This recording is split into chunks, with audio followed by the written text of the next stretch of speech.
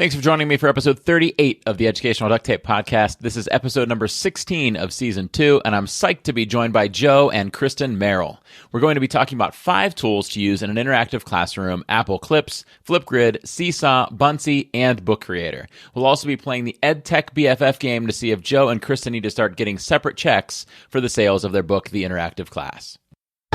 Hello, everyone. I'm Jacob Chastain, host of the Teach Me Teacher podcast, a part of the Education Podcast Network, just like the show you're listening to now. Shows on the network are individually owned, and opinions expressed may not reflect others. Find other interesting education podcasts at edupodcastnetwork.com.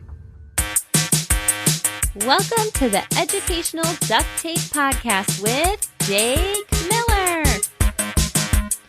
Hello, duct tapers! Thanks for joining me today. My name is Jake, and I am here to talk to you about duct tape and educational technology and how the two things go together to create an EdTech integration mindset that I think can help you get through the stress and dig through the overwhelming mass of EdTech tools to use in your classrooms.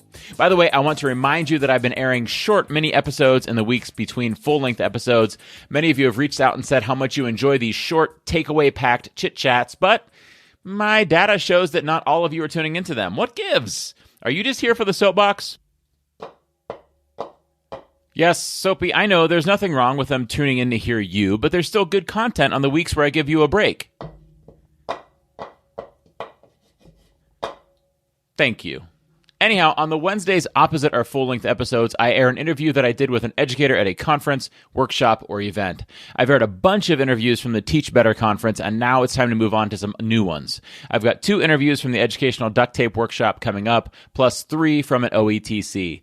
I'm hoping that at a few of my upcoming stops, I'll record some additional mini episodes for you too. So keep your eye out for them. If you just make sure that you click subscribe on the podcast feed here, you'll know for sure that you won't miss any of the episodes that I release.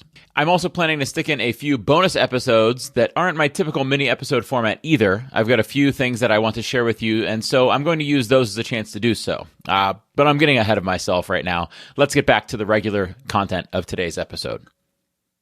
It's now March, so that can only mean one thing.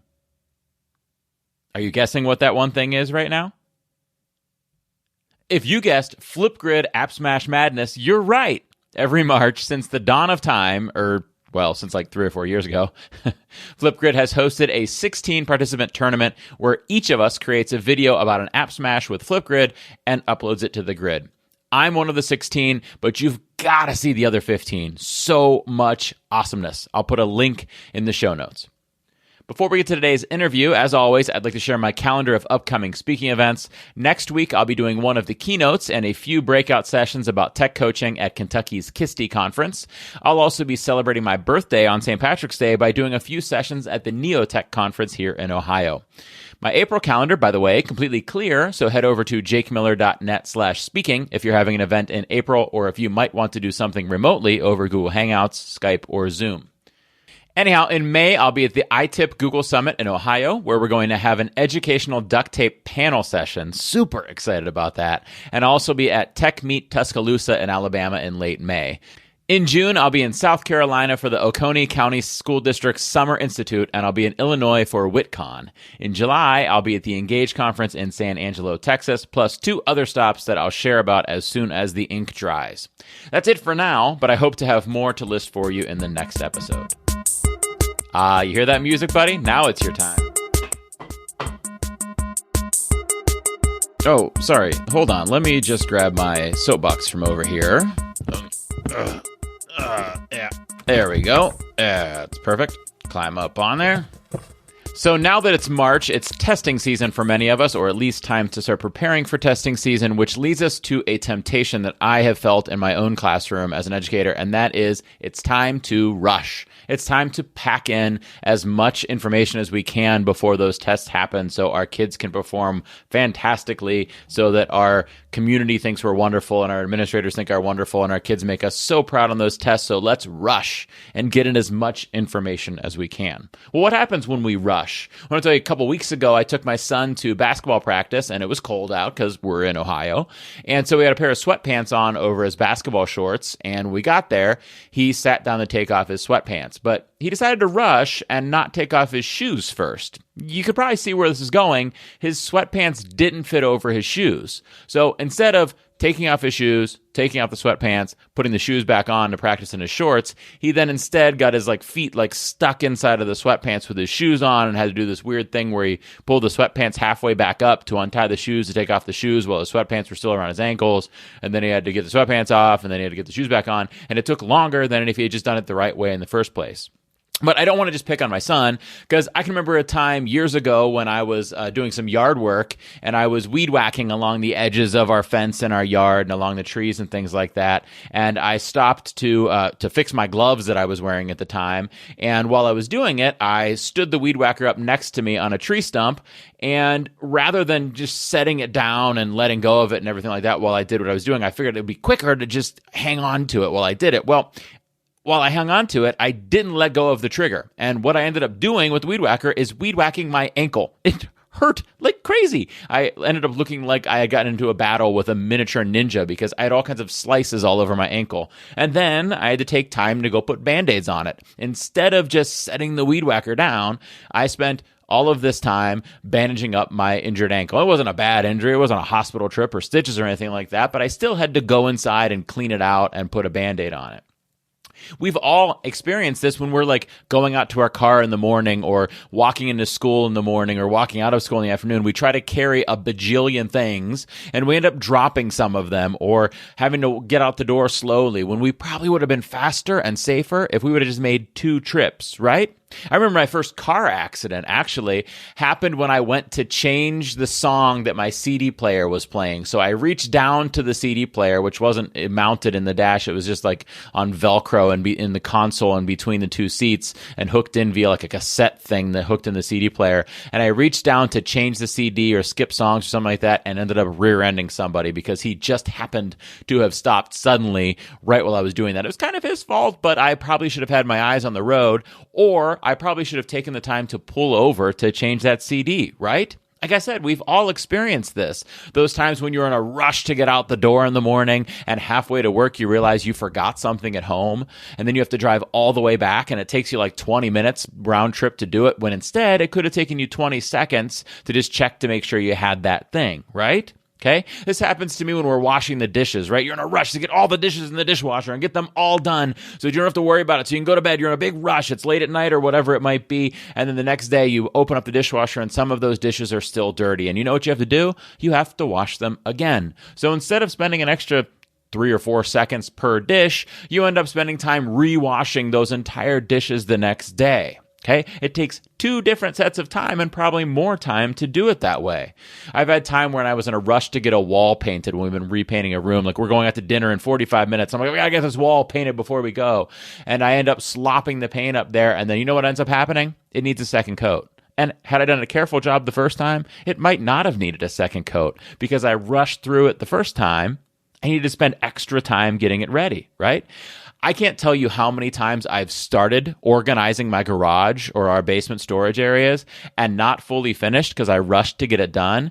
And then when I go back the next time, it is such a mess and I have to spend so much more time organizing it that time because I rushed through it the first time.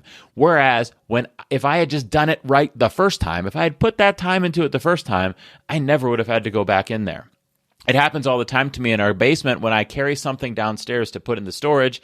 Don't quite know where it goes because I never really organized it very well. So I just kind of set it down. I'm nah, I'll figure it out later. And then you end up with a giant pile of stuff. So the next time I go into that basement storage area, I'm going to have to organize the stuff that was originally there and the stuff that I've piled up. So instead of taking an extra 10 seconds each of those times I bring something downstairs, I end up taking hours to put all that stuff away and reorganize the basement. Well, this happens in our classrooms too. And this, I believe, is the time it happens. And it used to happen to me when I was a math teacher because I was super stressed out about the state tests for math. I wanted to cram in as much stuff as I could. I can remember telling a student who said, Mr. Miller, I don't get that one. And I said, you know what? We'll work on it after the test. My goal is to get as much information to you guys now as I can. What a horrible thing to say. Why did I say that to that kid? My goal should not have been to get through as much stuff as I could. My goal should have been to make the kids feel confident and to teach the things that I taught well and the things that I don't get to, oh well. At least the things I did well. It happens with what I call, actually I just started calling, I just coined this term as I was preparing for this podcast episode, microwaveable teaching. You know, it's when you're ready for dinner and you don't quite want to put in the time to cooking something real, so you make a Hot Pocket. And it only takes you 2 minutes to make it, but then you eat it and you're like, why am I eating this? This is gross. It reminds me of the old skit from Jim Gaffigan. I just pause to think of his name there. Jim Gaffigan about Hot Pockets. If you have not seen it, you should look it up. Hot Pockets. But microwaveable teaching. We are in a big rush to get through this piece of content just to cram it in before the test. And then we find out, gosh, that really was a hot pocket of a lesson, wasn't it? Somebody out there loves Hot Pockets, or they're eating one for lunch right now. They're like, Jake, you're killing me. But this happens when we're in a rush to teach these things. Not only do we create the microwavable lesson where we got it ready in a hurry, and it turned out being good enough, but not great. The other problem here is, and this doesn't happen with Hot Pockets, but the other problem here is we end up having to go back and reteach or recover or add more to that lesson because we didn't quite do it right the first time, right? This is like when you rush through that Hot Pocket lunch and eat it as fast as you can so that you can go about the rest of your day. You're like, I've got 5 minutes to get out the door. I'm going to cram this entire Hot Pocket into my mouth right now. Well, what happens when you do that? You end up with a burnt tongue and you end up spending time nursing the burnt tongue, right? You end up with spaghetti sauce or pizza sauce or the broccoli and cheese sauce, depends on what kind of Hot Pocket you had, on your shirt, and you've got to spend time cleaning that up and putting the stain stick on it. You end up with heartburn because you ate so fast, and then you don't get to have your afternoon cup of coffee because your heartburn hurts too much, and you can't have your Reese cup because that'll just really instigate that heartburn. This brings me back to a quote I've shared on this show from a guy named Bernard Roth, who actually quoted it to a friend of his, but it was in Bernard Roth's book, The Achievement Habit, and the quote is, "We don't have time to rush." And this is the exact premise that he's talking about here. When we rush through tasks, we do a subpar job of them and often have to go back and fix what we did wrong the first time. When had we just put the time into doing it right the first time, we probably wouldn't have had to go back to it. It's just like me with that basement. Instead of rushing to set those things down and move on with my day, if I just spend those 10 seconds to put them away correctly, I won't then have to spend a couple hours organizing it later in the year. Now, this is hard to think about for education because sometimes, you know, it's Monday night and you've got class the following day on Tuesday and you don't have a lesson plan for it. You can't go through and create this exemplar of a lesson, or maybe you can't. Maybe you really can. But if you can't, sometimes good enough is what we have to do. We have to ship good enough. But in general, when we take time to teach it well, we save ourselves the time of reteaching. When we take time to teach it well, we save ourselves the time of reteaching. And that's what happens when we think about the fact that we don't have time to rush. So in this season, as we start preparing for testing season, think that through. Would you rather teach, 8 concepts really, really well that the kids really get, or 20 concepts kind of good? Like microwavable Hot Pocket good, that some of the kids will remember, some of the kids won't. And those kids who remember them, maybe they remember pretty well, but they're not quite proficient at it. Yeah, that's that Hot Pocket that's cold in the middle and hot when you first bite into it. Take a deep breath. Remember, we don't have time to rush. And today, by the way, Joe and Kristen Merrill, they are the interactive class authors. And this is so much about what they teach about, is making things interactive and powerful and engaging and empowering for students. And they've got some great ideas about how to do that. And they truly epitomize this. We don't have time to rush. They put time into creating awesome experiences for their students that makes their students learn and feel good about themselves and be proud. And I would love to see their test scores because I bet they're great. Today's guest. Today, my guest is Joe and Kristen Merrill. Kristen and Joe share a passion for infusing EdTech into their 4th and 1st grade classrooms. Even though they teach different grades, they share one common goal: learning needs to be interactive. The Merrills put a new spin on traditional strategies and implementing technology to meet the needs of students. You can find them on Twitter, Instagram, or Facebook at The Merrills EDU, or on their website, which is themerrillsedu.com. As always, the information will be in the show notes in case you need to find any of it. But let's kick it over to Joe and Kristen. How are you guys doing today? Doing well. Yeah, great. Thanks for having us, Jake. Yeah, I'm so glad to have you guys here. So I started following you guys on the Twitters more than a year ago, and then was so excited to meet you guys at ISTE 19 last year in Philadelphia, because I always enjoy the videos and things like that you guys share on social media, all the fun activities you guys are doing in class. But the reason I was really excited to meet you guys was to talk to you about the correct pronunciation of the GIF file type. What is correct, guys? Well, we do say it the correct way. we are in Team GIF. Team GIF, nice. Yes, and that was a great conversation that we had, and it was even better when I was awarded the proper sticker. So thank you for getting the sticker. He needed it on his laptop, so you made his night right there. Absolutely. So if anybody around you guys pronounces it the wrong way, you could just point to it and be like, it's pronounced GIF, buddy. Yeah. And it's right at the top of my computer. So, if you're ever forgetting what it is, just look at my computer. Was this part of like the courting process between the two of you when you started dating? Did you talk about how to pronounce GIF, and was that like part of the screening? Actually, we met and we weren't even really in education completely. So I don't think conversations like that came up right away. Yeah. That was actually an interesting part of your guys' book, which we'll talk a little bit about your book in a second. But you talk about kind of your history. And Joe, you were not planning on going into education when you first met Kristen. Is that right? No, I was not actually. I was about a class or two away from completing a degree in graphic design. And there was a funny story that's in the book that it's for another time. But anyways, I decided that was not going to be the career path I would like to choose. Kristen was totally cool with it. 6 months before we decided to get married, too, by the way. Everything was fine. Everything was fine. And then I got this, honey. Don't worry. Yeah. And then I ended up pursuing a different direction, which is where we are today. So it all worked out. Yeah, it's definitely dinner time conversation sometimes. But no, in this matter, we agreed. Yeah, but now you're like a graphic designing educator because you could totally see that you're still using those passions in the work that you do in the classroom too. Absolutely. Yeah. I think that kind of thing is important though, teaching kids, even at an early age, things like design and like the different decisions that they make to make things. It's definitely something that can be embedded throughout the curriculum. So that's important. Yeah. The branding aspect is kind of fun. Yeah. Yeah. And I just geek out about it. I just think it's a lot of fun, doing that stuff.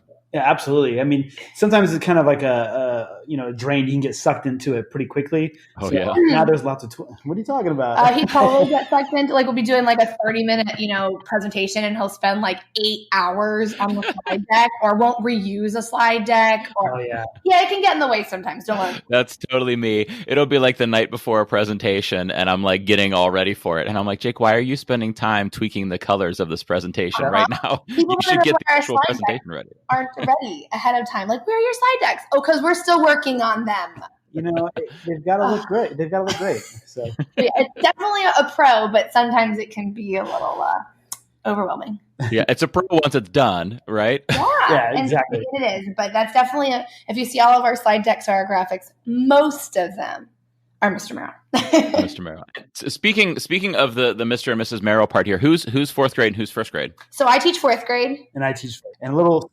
side fun fact. So we have 2 boys.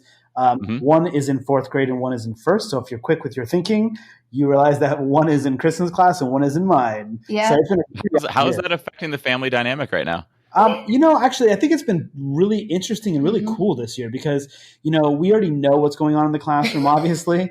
So hearing what they feel about activities and things that we do.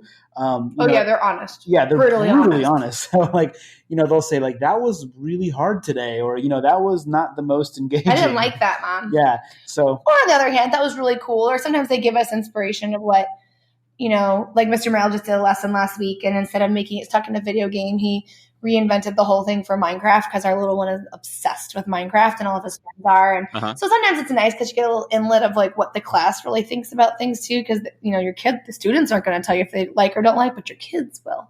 And they'll do what everyone else said. So that's been fun. And it's kind of just been fun to like have them open up to, to us what they're doing. It's also been really cool to see the growth this year. Like you see it with your students, but when it's your own kid, you're like, man, this is happening so fast. That's interesting. That's crazy that it matched up perfectly that you guys have them both at the same time. Yeah, the 6-year-old figured that one out. Right. He's the doer of it all. Wow, that's really cool. That's really cool. So also really cool this year. So this year's like double exciting, triple exciting. You've got both kids in your classes and you guys released a new book this year, right? We did, yes. My copy is sitting right here next to me. I was just thumbing through a little bit ago. And my favorite part about it is how you guys have kind of split it into like 2 parts, right? So there's the first big part is really selling the reader on the idea of an interactive class and why they should be doing an interactive class and the logic between what it is. And then the second part is just like resources, like 100 pages of amazing resources in there. Yeah, we really wanted something to we wanted to come off as authentic, and the idea that lots of times you'll hear a great idea or of something you can do. And then as the educator, you're like, yeah, that sounds really great, but it's really not going to work in the classroom because it's coming from a place that maybe they haven't been in the classroom for a while or ever. And so we wanted to not only let everyone know what our idea of what interactive thinking is, but then to be able to take the book and say, wow, I'm not really confident about this. And I may not know everything, but I can take this lesson right from the book and go try it. And we find that as people learn programs, it's so much easier if they have something to start with. And then once they use our lessons to get started, then their own ideas are going to kick in and they're going to be able to build way cooler activities than what we have in there, which we're kind of already seeing the start of. So we liked both of it. In the full first half, there's a lot of things in there that aren't techie at all. So if you just wanted to kind of start engaging your students in a more simple way, you could start there. Yeah, I like that a lot because, you could read a book and it sells you on the idea of changing something in your practice. And you're like, great, I get it. I should do this. But now how? Right. And the book doesn't tell you that. Or it's like a resource tells you all about how you can make some changes, but it didn't sell you on making the changes. And you guys are really doing both of these different things. Yeah, I mean, the whole goal was to make sure that it was written simply and just really to make sure that it could be used as a resource, to be able to go back to, because with me, I prefer picture books. And so, I don't want to spend a lot of time trying to read through a bunch of theory and stuff. I wanted it to be pretty short and easy to read and then move on to like something that the educators could come back to and just reuse over and over again. Maybe use Post-it notes on or highlight different parts. Yeah, very digestible in chunks because we don't have a lot of time. Who has time to read a huge, long book, And the fact that people are coming back and saying, I read it in a weekend. I'm like, sweet. Like that's what we wanted. Yeah. We wanted something really easy and quick, but that also had a lot of bang for its buck. Yeah, and truth be told, every one of those lessons that's in that second part, we have done. Those are proven lessons in our own classrooms. So they can be done at a first grade level or, fourth grade. So obviously we have middle school friends who are reaching out and saying, hey, will this work in my classroom too? And that can be adapted. But I think the argument of like, oh, my kids are too young, they can't do it. That's pretty much invalid at this point. Yeah, that's cool that they're all ones that you guys have used because there's probably, I'm just like spitballing by looking at the table of contents, there's probably 50 different lessons in here. Yeah. Maybe 40, something in that range. That's awesome, guys. That's really cool.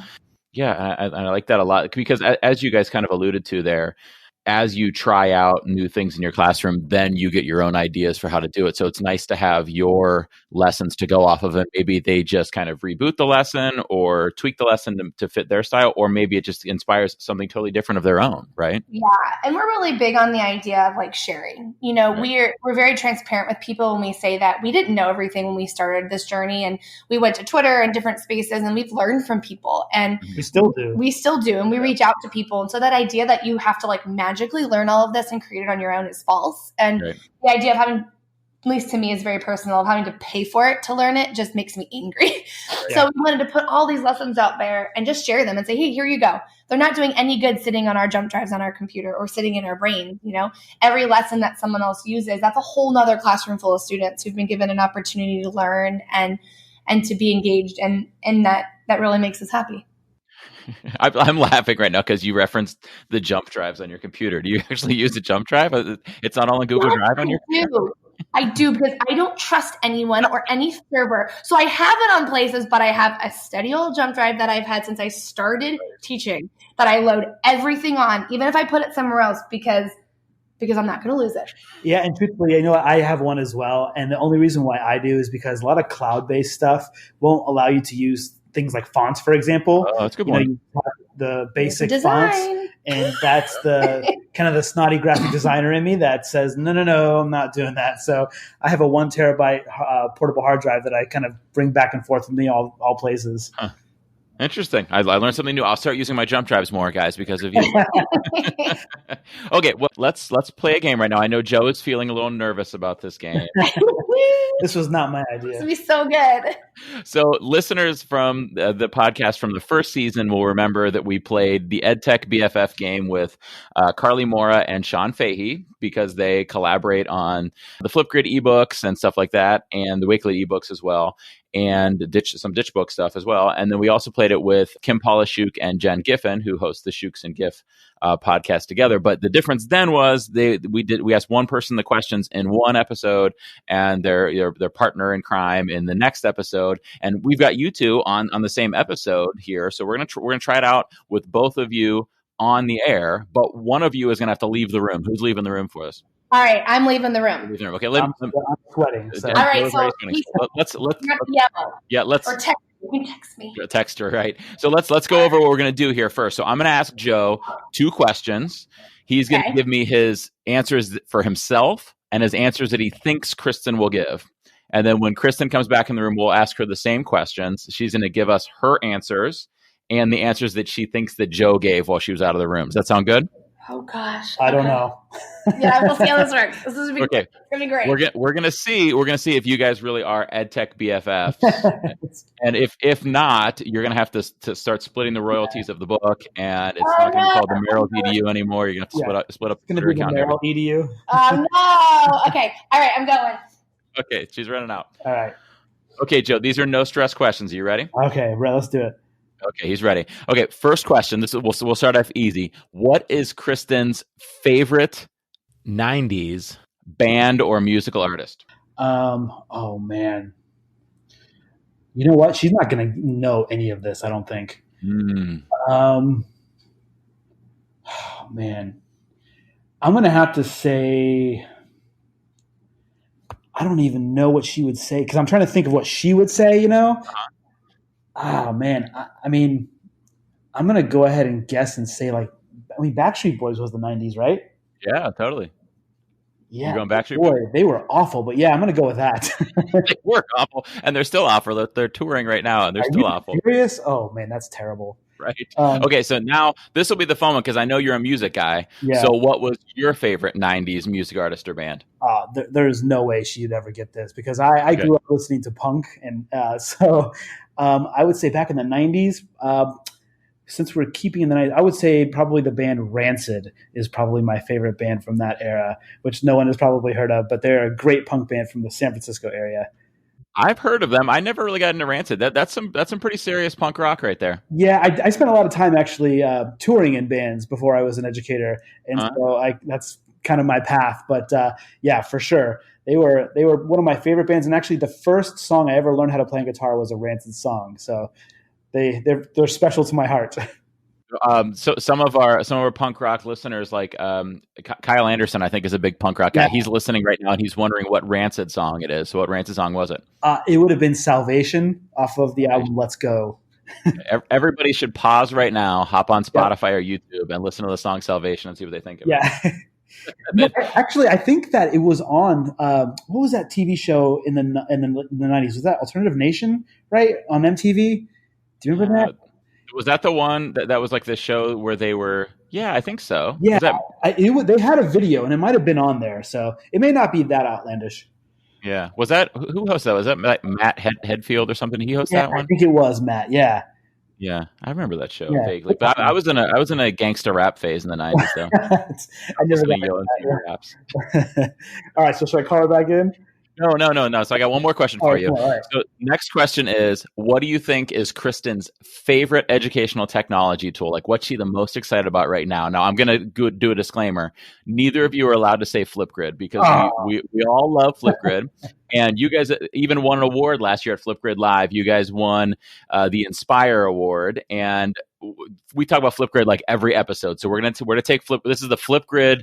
The Flipgrid's gonna be the name of this award. This is the Flipgrid sponsored favorite EdTech award. So what do you think is Kristin's favorite non-Flipgrid EdTech tool right now? Okay, well, it would definitely have been Flipgrid if that was allowed. Okay. Am I allowed to say something from social media? Yeah. Okay, well, this is tough because she's either probably going to say Instagram because she loves going on stories, or she might say Apple Clips, I think. Ooh, yeah. We haven't talked about Apple Clips much on the show, but that's a really cool tool. So easy to use for like students or teachers that have an Apple device. So easy to make like really slick, fun videos really quickly. Is that how you guys make most of the ones you share on social media? The majority of the videos that I make are done on Apple Clips, and I know that she uses it for quite a bit too. But there's a little crossover there because Stories is pretty awesome in itself. Yeah. The only thing that kind of bugs me about Stories is that I am very much a landscape video guy, and so that is obviously portrait. And it's funny, we had this conversation with Charlie Miller actually about this, and from Flipgrid actually, and so they made sure that you can have the video either way. But yeah, it bugs me because you get so much more of the picture when you use the landscape. So I don't know. Yeah, I think it's the selfie generation. Yeah, no, it is. The vertical works better there. Okay, so what's your favorite EdTech tool? My favorite EdTech tool, well, if we're leaving Flipgrid out, I would have to say it probably would be Apple Clips. Yeah? Yeah, Double answer Apple Clips. Yeah, I think so. That's awesome. Okay, let's call Kristin back in and see how she does. Hang on, I have to text her. What I wish this could be like is like on while you're texting her on the Newlywed Show or wherever they used to play this game, the person had to go in like a soundproof booth with like headphones on. Like I wish that Kristin was in the corner of the room with noise canceling headphones and Rancid playing right now, so she couldn't hear her. We should have planned this out a little bit better. That would have been amazing. All right, she's back. I'm here. She would have been crying while she listened to it. Okay, Kristin, you're back. Are you ready? I hope so. Okay. I've got two questions for you, Kristin. I'm first going to ask you to give us, let's see, let's hear Joe, what you think Joe gave as his own answer first, okay? Okay, so first question is, what do you think is Joe's favorite 90s band or musical artist? Oh, gosh, no one. His favorite 90s? Oh my goodness. How about like, I'm thinking of them in my head, but I can't remember what their names are. Green Day. Green Day. Okay, pretty good guess. Joe, how do you feel about that guess? I don't like Green Day, but that's close. I know. They have guitars and drums. Yeah, and they're loud. Oh, they need to be really loud. But with Green Day, I think what it was for me and growing up is I didn't like any popular music. Right. And so it just anything that was popular. Dan? Oh, he's got so many records, but he doesn't listen to popular music. So when you think 90s, it's not really. So Joe's answer was his favorite 90s band, and there was no delay, like no hesitation, was Rancid. Rancid. Yeah, I wouldn't have gotten that. I wouldn't have known if they were 90s or not. Okay, so now he guessed what yours was. Oh, gosh. We're going to see if he's right. So what would you say is your favorite 90s band or musical artist? I don't even know. Well, I grew up in the 90s, so this is like pop music. You guys are making me feel old. Oh my gosh. Yeah, I wasn't born halfway through the 80s, so I didn't really have an 80s song. Right. I'm not old like some people. That's a side joke about Are you pointing at Joe while you're saying that? There's no way I could pick one, but I'll just go with like No Doubt. No Doubt. Oh, interesting. That's an interesting answer. Joe's answer for you. Let's see that. You could pick Backstreet Boys. You could pick NSYNC. You could. See, here's the thing. She picked No Doubt because that's what she likes right now. No, but here's honestly, I don't really know if Backstreet Boys, if that was the answer you picked, is really my favorite. But that's probably one of the only 90s bands he knows that was popular in the 90s. So that was his go-to. That's my reverse psychology. You're right. Was that one of the ones you picked? Okay, look at that. We'll count that. That's a pretty good. That's like at least worth a half of a point right there. And then I find that interesting too. That No Doubt is like. You can't really call it punk, but like it's as close to punk as pop music got in the 90s. I right? love Gwen Stefani. Like I just love her. They played a lot of shows with the same bands that I listened to, though. So back then, yeah, back then. Okay, second question, Kristen. This one will be a little bit easier, I think. Is what is Joe's favorite ed tech tool? Now, there's a disclaimer here. We're not allowed to say Flipgrid because we all know we're Flipgrid fanboys and girls. So we can't say Flipgrid as an answer here. What do you think was Joe's favorite non-Flipgrid ed tech tool? Is it allowed to be mine too? Like, are we allowed to have the same one? Yes, you are. I'm going to go, I just looked at my phone because I had to look at which ones were on my front screen. I'm going to go with Apple Clips.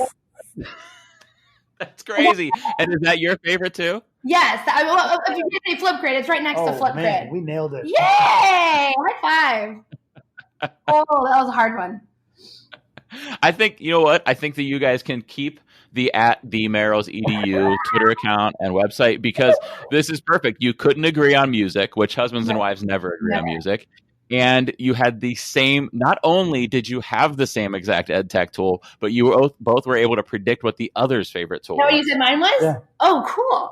Sweet. Yeah. Double points. We should get 2 points for that one. I had 4 points. You guys don't understand the scoring system for this. I should have gone over the scoring. I have a rubric over here. I should have given it to you beforehand.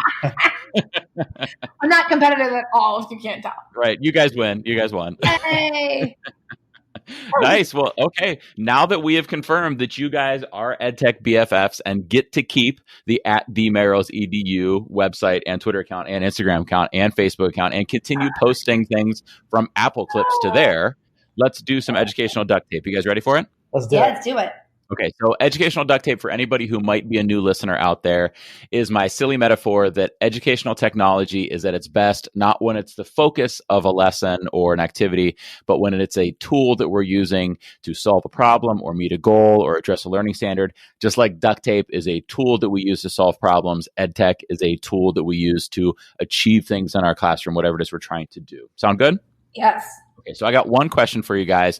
What are some specific tech tools that educators can use to make their classroom interactive? And actually, you know what? Before you answer that, can one of you give us like the Twitter length version of what you consider interactive to mean to you guys? Now, you wrote a whole 192-page book on it, so I'm not sure if you can make a Twitter length.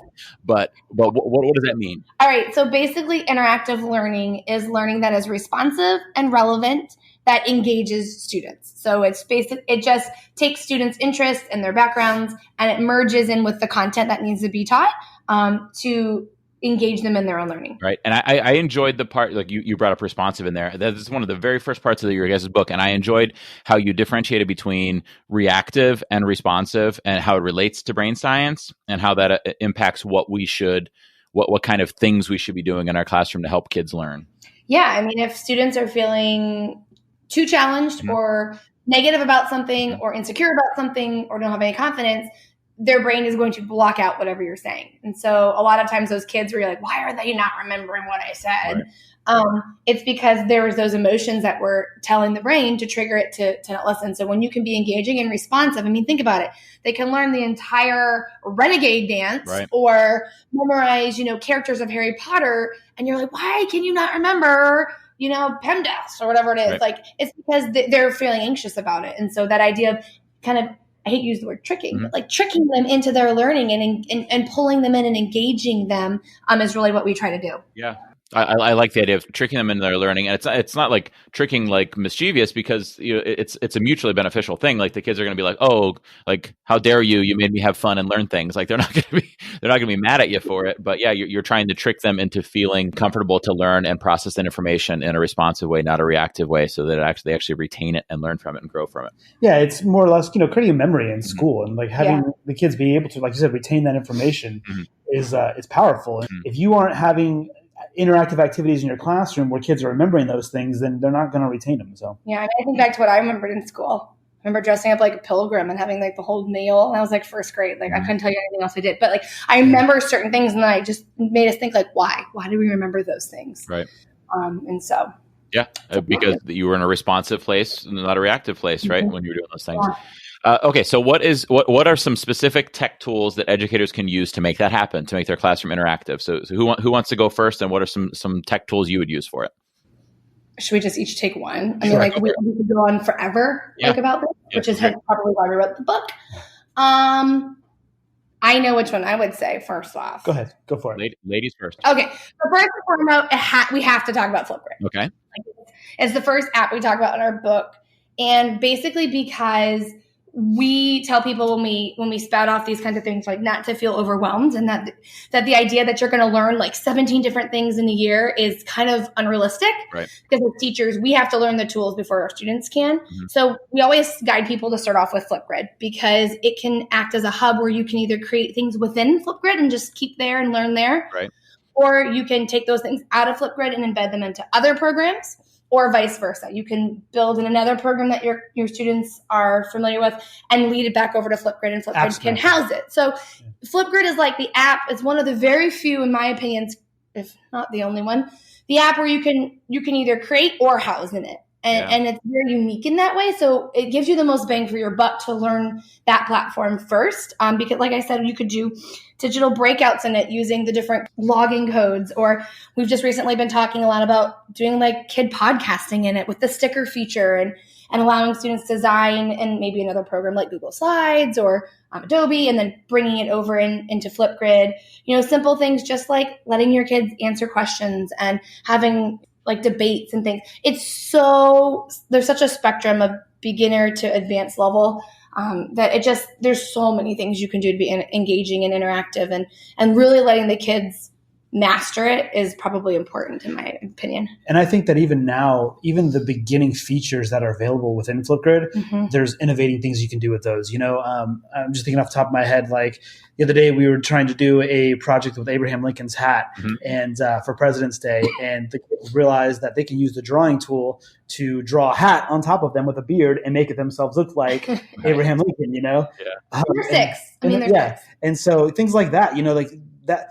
In adults' brains, that's just not wired. Mm-hmm. But in kids' brains, they think like, oh, I can draw right on top of my video. So it's a learning curve there. And I think that, it just is letting the kids get in and play with the technology and not be afraid of them messing anything up. Yeah, it's so teacher friendly. You can control as much as you want or as little as you want. You can take features away and slowly integrate them back in as the kids learn them. And mm-hmm. there's just so much room for differentiation. Like we're doing a lot of on our blog right now of going back to some of those basic features and kind of walking teachers through. Like the one we did this week is attaching links. Like you can attach links to your video so you can talk about something and have a link that the kids can then go to, whether it's an article or some kind of Google slide or creation.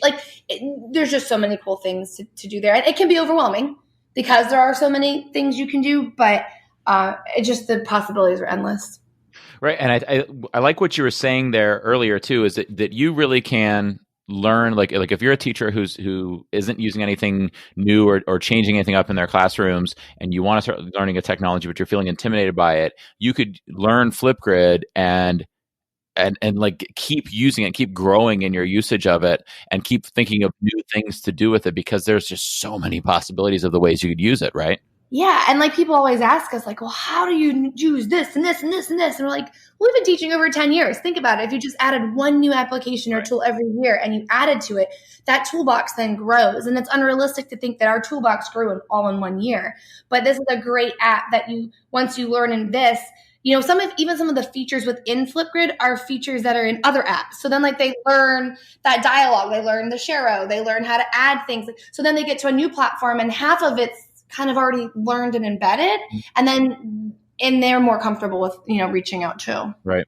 Yeah, I like that a lot. And there's that, like you mentioned, the scaffolding that they could do in there too for the kids. So if they're feeling nervous about it, they could start it off where the kids are just responding with audio to a question, and they've got that mode, I forget what it's called, turned on, where the teacher has to approve it before everybody else could see it. Yeah, so moderation. Yeah. So the teacher could, if they're feeling nervous about what the kids might say, or if maybe they don't want the kids to see each other's responses yet until everybody's comfortable with it, they can kind of scaffold those things in through the process of using it and trying it out. Yeah, we do a lot of activities too where, we post videos as if we are the students, mm-hmm. and we have the kids just responding directly to us. Mm-hmm. That kind of keeps an organized thread of what's happening. For example, there's a lesson in the book, it's called Flipgrid TV, that kind of goes through how you can differentiate your centers. And so I had like 6 or 7 different centers planned out for the week, and I didn't really care what order the kids did them in as long as they had them finished by the end of the week. Okay. So the kids got to, go on, and they just responded directly back to me in the order that they like. And it's channel surfed basically. Mm-hmm.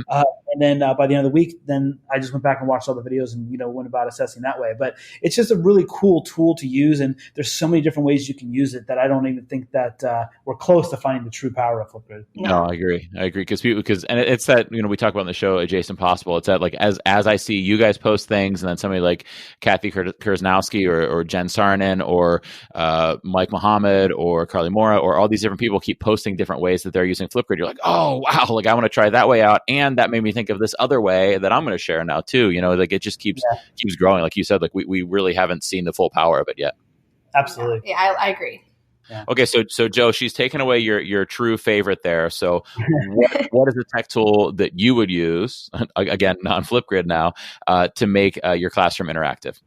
Well, I think that probably for me, the second closest, probably best ed tech tool out there is probably Seesaw. Mm-hmm. I'm a really big proponent with making sure that your families of your students are connected within the classroom to really make sure that they can support and to understand what's happening and keeping them in the loop. And so Seesaw for me really is important, not in just ways where you're assigning activities and pushing activities out to the students, because you can obviously do that, but more so for the communication side and piece of it. Yeah.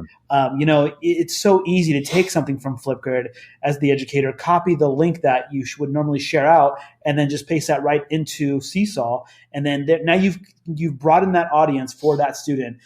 They understand that by the time they go home, there's a really good chance that their family has seen their response. So you can almost even use it as a classroom management tool. Right. And so when they know the power of that, then there's a little bit more work that goes into planning on what they're going to say in those videos. There's a little bit more thought, and so you'll get better products, I think. Mm-hmm. It makes their work authentic, because a lot of what we do is on technology, but at least what people don't understand mainly about what we do is if we can't find a way to share out from the platform that the kids are working on, we don't usually use it. Good point. Because we want parents to be able to see their work. And so even if it's on a piece of paper or something they did in class or they wrote on a table, Seesaw gives you that opportunity to take a picture of it, and then the kids can voice over that work, and it's still getting out and being shown to other people, other classes, families, however you decide to extend it. And that idea of sharing through that multimedia, it's important. It's important. Yeah, I mean, even if you were to create something like on Buncee, for example, Buncee, you can share out, copy the link, and then if your parents are connected on Seesaw, you just paste the link right onto Seesaw, and then there you go. Now your parents have access to a Buncee. Anything BookCreator. BookCreator. And most apps, as long as it allows you to give a link or a QR code, there has to be a way to share it out. That's kind of like our judgment as we go through and use things, but Seesaw, you can create in Seesaw. We don't do as much of it, but you can create in Seesaw. And again, it's got lots of similar features to Flipgrid. You can voice over, you can mark up. And so it's another great tool if you just want to start with something, that you could start and do a lot within just that platform. They do have some paid for things, but their free version for us is perfect. Like, we get everything we need out of it. And we know that, as an educator, the last thing you need to do is buy more stuff. So we really like apps that anyone can use from wherever they are and on different platforms. That's Seesaw you're talking about with the pricing there? Yeah. Yes, yeah. But what's interesting is that both Flipgrid and Seesaw, like Kristin had mentioned, they're both like, places that can house information content. Like we always, when we present, we always explain Flipgrid as, you think of it as like a kid's YouTube channel. When kids upload things, then it's there. They can go back to it. Same thing with Seesaw, except with Seesaw, you can do pictures and, it's not just all straight up video. So both of those are really powerful tools that if you are just getting started with technology, in your classroom, those are great options to start off with. And if you are fluent in technology in your classroom, it's great because you can take those things to levels Smash them up. That aren't even thought of yet. So Right. Yeah. Seesaw has become, I think that might be like my ed tech tool of 2020. I'm just in love with Seesaw mostly because it empowers the students, right? Which is kind of part of what you guys are talking about in the book. And when you talk about interactive class is the students having that feeling of empowerment, which then puts them in that responsive mode, not that reactive mode. And like even on the cover of the book, you guys say using technology to make learning more relevant and engaging. in the elementary classroom. And that relevant piece, like obviously it's relevant to them because they're creating their own, like they're documenting their own learning. So of course it's relevant. Ding, right? ding, that's it. They're creators. Yeah, that's the key word, is the creation. And Seesaw is great too because it allows them to reflect on their learning sometimes, where you're just putting documents or you're putting finished things out. But at the end of the day, like we see it in our own kids. They could do the most, I know his teacher. They do the most exciting, cool things. And you come home for dinner, you're like, what'd you do? And they're like, nothing. 100%. Thank you. Because my kids are the same age. And you're like, I know you didn't do nothing, right? Yeah, they're not trying to not tell you. He's just so brain dead from being at school all day. And then you're like, but when I see a Seesaw, then I can kind of probe, like, did you do something with like video game? What about Minecraft? Is there an update? Oh my gosh, Mom. And then he like vomits all of the information out, Right, but yeah. he just needed that trigger. And so I don't know if Joe said this or not, but it changes the idea of the question of what did you do today to how did you do that today? Right. I already know what you did. How did you do it? And engages parents, because parents want to be involved almost every situation I can think of, even some of those really hard ones. They want to be involved and they want to help. They just don't know how. Right. They just don't know where their place is. And so giving them the ability to see and encourage, and then hopefully throughout the year, it changes from put this on Seesaw to them coming to you and saying, I'm really proud of this. Can I put this on Seesaw and share this? That's an empowerment. And them the advocacy to do that. Yeah, it's funny that you say that because my kiddos are elementary school kiddos, and each of their teachers uses some platform to share out what they're doing. So I think we have a class dojo between 3 kids. We have a class dojo. We have a Facebook group. We have a Remind and things like that. And they're sharing stuff out, but it's coming from the teacher, which I like. It's wonderful that the teacher's doing that and is communicating that stuff, but the kids are not in charge of that sharing. So at least when I have my conversations with my kiddos, I'm able to know what they did, so I could ask those probing questions like you guys mentioned. But the kids don't have as much ownership over it as they would if they were the ones actually posting the stuff. Yeah, and I think some of that is just a fear for educators. Yeah. A lot of times they're afraid to, let go of that control. But there's more ownership in the work then. Well, and Seesaw has the same thing as Flipgrid. You get to moderate it. You get to look at it. Yeah. You know how many times I've told my kids, hey guys, you didn't even show me the work on the video. Right. Or I'm staring up your nose. Or can you redo this? Or, there's a lot of that in there. You don't see that on social media when people share like all this great stuff. They don't see all the work that goes in behind. But you can moderate it. You can even give them the chance to go back and edit it. I'd make them delete it and start again. But there's so many features just like Flipgrid that give the educator the power. But you've nailed it. When people ask us all the time, what's the best platform? And really none of them are wrong. Right. But to me, Seesaw is the only one that gives the kids the ability to create and push stuff out. Right. And it's an everything tool too. It's a digital portfolio. It's a communication tool. It could really be an LMS, a learning management system. Like it just does so many different things. Yeah, I send stuff out all the time. Like, hey, don't forget it's field day tomorrow. Like things that I forget. And I hate, this is the point Joe and I were talking about the other night. When I was in school, well, first off, when I was in school, there was no email. But we were talking about the different platforms that parents use. And, Facebook versus whatever, and the parents of kids now are not your parents that read email very well. Right.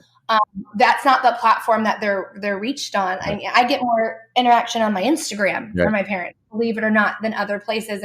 And so going to where we can reach them, the fact that it's an app right there, then and there, and then it'll send them an alert. Like for whatever reason, an alert is not that much different than an email coming in, but they respond differently. And so we have to meet our parents where they are. Sending home a flyer every week in the folder may or may not be the best route, course of action. I know for me, I'm terrible at reading papers in the folder. Yeah. I can vouch for that. Yeah. My wife does the papers in the folder. I don't. I do the alerts that come from the apps. And so just having that option for parents, maybe doing both, right? Again, being responsive to parents and making and putting information where it fits best. But I love both of those apps. I think they'd be two of my favorites. I agree. Yeah. Good choice. So Joe, will you tell us more about Buncee? Because I know you use it. I know you mentioned it there. The only time we've ever mentioned Buncee on the show, which I think is criminal probably, is Rochelle Danae Poth did a mini episode with me when I met her back in November. And she mentioned it and talked a little bit about it, but it was a short episode. And that's the only time we've ever talked about it. So can you share a little bit about what Buncee is? Yeah, so it basically what it is, it's a creativity tool for it's for everybody, but it works really well, especially like in intermediate and primary classrooms, because the features are simple and they're easy to use. You can add things like GIF images, video, 360 video. I'm trying to think, maps. There's all kinds of interactive tools. Oh, sticker. Yeah, all sorts of stuff. Stickers that move. I mean, and so they can create these presentations. You can change the sizes of the canvas. If you were working on a presentation side, you could. If you wanted to work on something for social media, you could. It's like a design for kids too. It's a little bit easier to understand. It's very kid friendly the way it's set up. Yeah, and it's easy to share out. Again, you can share out as a PDF or you can share out just a link. One of the coolest parts about it recently is some of the Microsoft integrations. For example, Microsoft Immersive Reader is in there. So a lot of educators are using it to push out content and then deliver some of that information. So the kids are using Immersive Reader to hear it back and, listen to it back that way and then turn right back around and deliver it. Yeah. What you can do is you can actually create what they call it a Buncee. So you can create a Buncee, share it out, and then have the kids edit and then resubmit it back to you. So like, let's just say you wanted to design a certain size. Rather than like building the whole Buncee, you just send them the size. Okay, like I want you to design a 8.5 by 11 slide. Then you just send out that size, and then they're able to put it all together and then send it back to you and submit it just as they would, in any other app. They also have the Ideas Lab, which is like where they start giving you all these ideas and kind of pre-made templates to get the kids started, but they're very, very simple. Like they don't want to give you too much guidance because they kind of want you to take it and run with it. But I mean, they also have drawing tools. They even have like, if you needed to, like you can add like free response and multiple choice questions into slides. So you could like build assessments with it. So it's kind of cool because like students can use it to design and create, but like teachers can also kind of like you would in Nearpod, use it to design and create lessons back out at the kids too. Wow, that's an interesting thought. So I was thinking about asking you like to compare and contrast it to Google Slides, which you've essentially told us it's kind of like Google Slides, except you can add a lot more content into it. But then you're also saying it's kind of like Google Slides with Pear Deck or Nearpod too, in a way. Yeah, I mean, like I created poetry centers one week for my kids, and I did all the work. Like I put in the questions, and I put in the poems, and I put in all the things for them to do, but it was just on a different platform. And that was more so just for the engagement, the features. I mean, I don't know why, but you put like these animated stickers that move and they think it's like the coolest thing ever, so it's just a different format. You can also create things and put on QR codes and stick them in books or stick them in different activities. And then they scan it and they do the activity that way. Or the kids can create on it. And you can say, I want you to create, the teacher I work with, they created Buncees on plants, and it was all, and so they had different slides. Like this slide showed what a plant needs to grow, and they actually like visually animated it. And then this slide, they can put their own voice on it and explain over it, and they can record their own video right into it. So again, it's another platform that can do lots of different things if you're just, wanting to start with one type of tool. Today's super secret code is Rancid. Rancid, the name of Joe's favorite 90s band. So head over to eduducttape.com/certificates and type in the code RANCID. That's cool that we've talked about three different tools here. Actually, four, because Joe, you mentioned BookCreator, and they all have one thing in common, and that's that they're not just a single use tools. Like they have a range of ways they could be used. Yeah, for sure. I was just going to quickly throw in there too. Another really cool feature with Buncee is the OneNote integration. So let's say, for example, you had a class that was working on a particular project. They would be able to share out, each student would share out their Buncee. And then when they send that to you, the teacher could display that in a OneNote project right on the board. And then it would have every Buncee that the class had submitted right on the same page. Which you could also put the Buncee in as like a starter. Like, hey, look through this. Instead of sending to a website or here, I've curated this, look through this, and then work on whatever else you have them doing in the OneNote. And you can share them too. So you can share them with people and colleagues. And it's a fun new tool that a lot of people haven't heard about, but once they've started seeing what it can do, it gets them excited. The features are so simple. I mean, they're really, the other thing I appreciate about these three apps, specifically Flipgrid, Seesaw, and Buncee, is that when you go into the platforms, everything looks similar. The plus sign is adding content, and the sharing looks the same. So I know that's kind of a universal thing in the designing of these applications, but for our students, especially as 6-year-olds, those are really powerful, and they can see that and they know exactly what to do and what does what. I like that they're so responsive. That too. All three of those apps, they're very responsive if you need help or you need something. Like in Buncee, we were doing narratives, and the kids were bringing their narratives to life and animating them, and they were on dragons or something, and they didn't have a dragon, and I messaged them like, you guys you don't make dragons and beanstalks, and within like 24 hours their animators had drawn stuff for my kids to insert, and I thought that was so cool. Like, they're responsive to the needs of what the kids need. That's awesome. So, great app. So is Buncee is it a Microsoft tool itself? No, they are their own company. They do have several integrations with Microsoft. I know at BET they actually were in the Microsoft booth because of they integrate into Teams, they integrate into OneNote, they have Immersive Reader, but they're not like Flipgrid, which is technically owned and part of Microsoft. Okay. Now, is there any reason that a Google? I know the answer here, but I'm just setting up to be able to say it. That a G Suite for Education user can't use Buncee, or is it? Absolutely not. Go for it. I prefer using it on the web anyway. So for me, it would be when we do our Chromebook presentations, it's one of the first apps we share because it's so user-friendly. Cool. Well, I was going to ask myself the question here too, but I don't think I need to because you guys have shared 4 different awesome tools: Flipgrid, Seesaw, Buncee, BookCreator, and beforehand we talked about Apple Clips, and they're all tools that we could just start with one and kind of dabble in it and start to build in interactive things. And if we keep that idea in our back of our head, like how could we make our classrooms more interactive? All of those tools could do that for us, and we can keep leveling up as we use it. Exactly. I mean, like that's the whole purpose. And that's why we added so many of those lessons in the back of the book, because people go in or they want to learn about something new, but it's just overwhelming, and they can start with those lessons, or they've used the app before. I just got a message this morning like, hey, I just finished the book.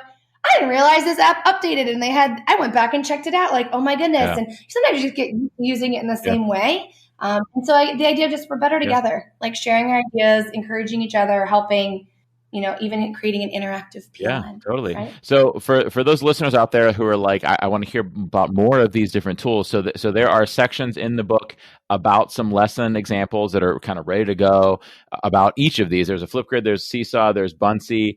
We talked about Apple Clips, and Apple Clips is in there as well. These things are all in there, and BookCreator too. Are all already in the book, and there's other ones too. You've got DoInk in there. You guys have ChatterPix in there. You've got ThingLink in there. There's stuff about Apple Clips for those people who aren't familiar with it. Lots of great content in the book. I hope people will go out and check it out because it really is. It's just a really rad book, guys. I'm really excited about it. Thank you so much. Yep. So I want to thank you guys for being here. Joe, I appreciate you putting up with the stress of playing the game earlier. You guys did great on it. I think we did pretty well. Great. Yeah. Great. Thank you so much for being on the show today, guys. Thank you so much, Jake. Thank you so much. Those two were such a blast. I was so glad to have them on the show. They shared so much cool stuff. I've got to go out and check out Apple Clips. I don't know what products, and Buncee, because I don't know either of them very well, and they shared so many awesome things about the two of them. I wonder if there are any tools that you guys are going to check out afterwards. Let me know on the Twitters or any of those different locations. Joe and Kristin were such good sports playing along in the EdTech BFF game. Joe was seriously nervous about that game, and I think it went well for them. It was a good time. I enjoyed it. I hope they did too, and I hope you guys did too, more importantly, because now it is duct taper time. So let's hear from the duct tapers. First up, let's check out a Apple podcast review. And this one, funny coincidence here, this person has almost the same Apple username that I have. They're one digit off. Their username is Moo for you baby doll 3333. Mine is Moo for you baby doll 3332. What a funny coincidence. I must have gotten to the name right before them. But whoever you are, Moo for you baby doll 33333, I really appreciate this review. And it's titled Fantastic, and it says, "This is just what I was looking for. Thank you, Jake, for putting this together and interviewing leaders in the tech ed field. Thank you, Moo for you baby doll 3333 for that review, and also for putting up with me teasing you about your name here. I really do appreciate the review, though. Up next, let's hop over to the educational duct tape Flipgrid, which is a perfect place for you to get your voice heard on the show." Hey, Jake, Krista Hatchadorian from Long Island, New York. Just finished your podcast with your interview with Mike Mohammed about Nearpod and Pear Deck. So love them both. I'm very lucky in that my district pays for both, so I get to enjoy both of them. However, I think Pear Deck has some features that really make it a winner for me. The first being that you can not only create your Pear Deck in Google Slides with their add-on, but you can also present it right through Slides. Whereas Nearpod, you have to go into nearpod.com and then present it, which to me just makes it a little bit more cumbersome. I also like the Pear Deck dashboard better. The dashboard allows me to open it on a different device. I can see just what I want to see, and the kids can see just what I want them to see. So I can see the names where they can see it more anonymously. And then the one thing that really puts me over the edge with Pear Deck is the ability to lock their screens. So if I'm presenting something to the students and I want to lock them down so we can have a discussion and I don't want them writing anymore, or I want to be able to go over their answers without them changing it, I can lock their screens. Now, I like that because sometimes once you start going over those answers, the kids think they have to change their answers. So I like being able to lock it down and just say, hey, let's have a discussion about this. Let's not worry about what you answered. Let's discuss why it is what you thought it was. So that's it for now. Thanks again, Jake. Love the podcast and look forward to hearing it next time. Thank you so much for that, Krista. That particular response from On the Flipgrid was actually from back in October, right after the interview with Mike Mohammed aired, when Mike talked primarily about his use of Pear Deck in the classroom. And so I took a pause in the episode and broke down the differences between Pear Deck and Nearpod and some of the other comparable tools out there. So, Krista, I do appreciate you sharing that. I think there was a lot to gain and learn from there. One of the things I like about Krista's response is she said, this is why this one's the better one for me. She essentially said, these are both good tools. These both have great features. There are things in Nearpod that aren't in Pear Deck. There are things in Pear Deck that aren't in Nearpod. And this is how she made the decision. And I think that's what we do as educators. Like, we become aware of those different tools, and then we use the one that fits best for our situation. Anybody, if you have some updates on what Krista shared, since that was back in October, feel free to click the link in the show notes to her response, and you can respond right there, and then I could even share your response on the airwaves, so to speak, of educational duct tape. I did a little bit of research onto her thought about using Pear Deck in Google Slides, because I thought you could with Nearpod, and what I found, and you can correct me if I'm wrong out there, Nearpodders, is that you can create a Nearpod from within Google Slides and save it using an add-on and save it into your Nearpod, but then you launch it from in Nearpod. That to me is not a deal breaker, but as you heard from Krista, she likes that she can launch from within Google Drive or Google Slides, and that's how it works. You pick what works best for your style, for your students, for your content, for the technology in your classroom. Okay, enough about Nearpod and Pear Deck. Let's hop over to the Twitter sphere and hear some of my favorite #EDU duct tape tweets of the fortnight. And my first one actually comes from Krista Hachadorian. Again, Krista, you're in the show twice here, and it was a tweet on February 22nd. She said, catching up on my #EDU duct tape podcast on this beautiful day, and asked her friend Allison at Allison12805_DE, what were you listening to on your walk? And Allison said, EDU duct tape, of course, but Krista included in her tweet a bunch of pictures of the beautiful scenery at her walk. This reminds me of back in season 1 last year, where we were doing a little bit of where in the world are the duct tapers and sharing where you were listening, and we haven't had one of those in a while, so it was nice seeing where Krista was walking. I'd love to see it. Tweet it out. Let's see where you're walking and exercising and what you're doing while you're listening to the podcast. I'd love to see it. Next up, at AbramsTank95, our friend Mike was tweeting about the Wii video contest, which we'll have some results of here in the near future. PSAs or commercials, books or movie trailers, podcasts or vodcasts. Who knew there would be countless ideas to share with my teachers and students after finishing the #EDU duct tape chat with at @MannyDiscoTech and at JakeMillerTech about at Wii video.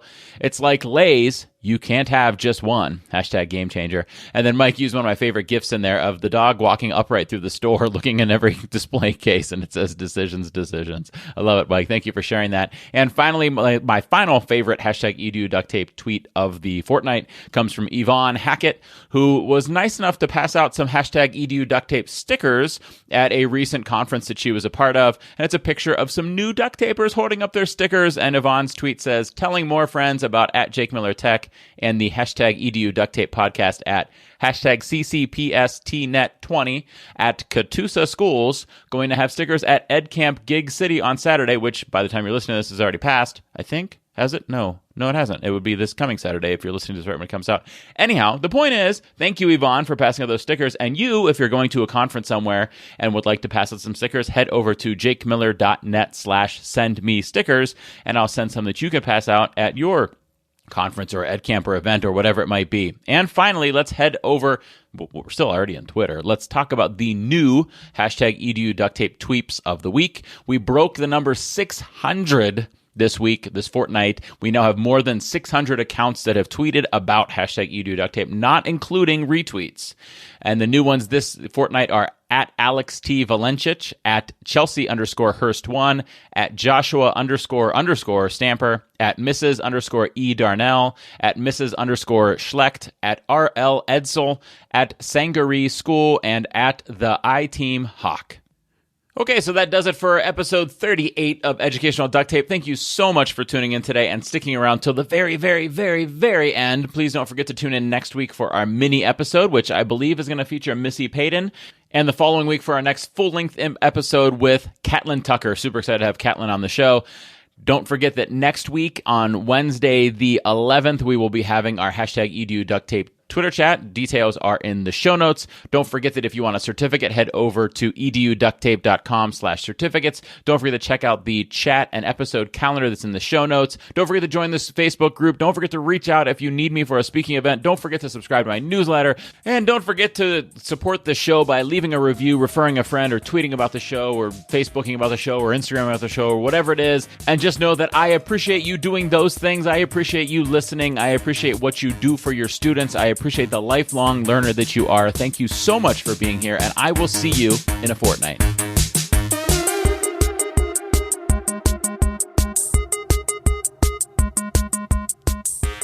Thank you for listening to the Educational Duct Tape Podcast. Please consider rating and reviewing the show on your favorite podcast app.